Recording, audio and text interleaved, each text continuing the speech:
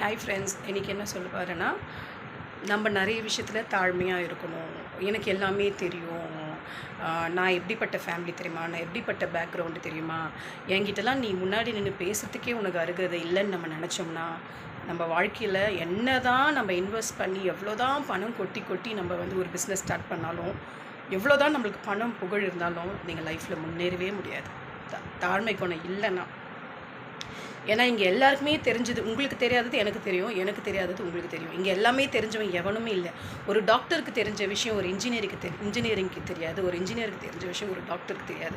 So இங்கே எல்லாருமே தெரிஞ்சவங்க கிடையாது. பைபிளில் ஒரு வசனம் இருக்குது, தன்னைத்தானே உயர்த்திக்கிறவன் தாழ்த்தப்படுவான். எப்போ தன்னைத்தானே அவன் உயர்த்திக்கிறானோ, எனக்கு இது தெரியும் அதுக்கு தெரியும், என் முன்னாடி நிற்க உனக்கு அருகதே இல்லை, நான்லாம் இவ்வளோ பெரிய ஆள் தெரியுமா, நான் இப்படின்னா 10 பேர் வந்து நிற்பாங்கன்னு நீங்கள் எப்போ அப்படி நினைக்கிறீங்களோ நீங்கள் தாழ்த்து தான் படுவீங்க.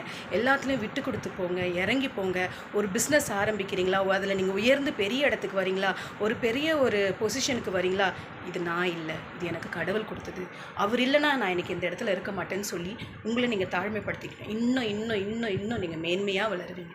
சரிங்களா? எப்பயுமே தலகணம் இருக்கக்கூடாது. ஓகே ஃப்ரெண்ட்ஸ், நான் ஏதாவது சொல்லியிருந்தது உங்கள் மனசை காயப்படுத்திருந்தேன், ஐ எம் வெரி சாரி. உங்கள் நல்லதுக்காக தான் நான் சொன்னேன். ஓகே.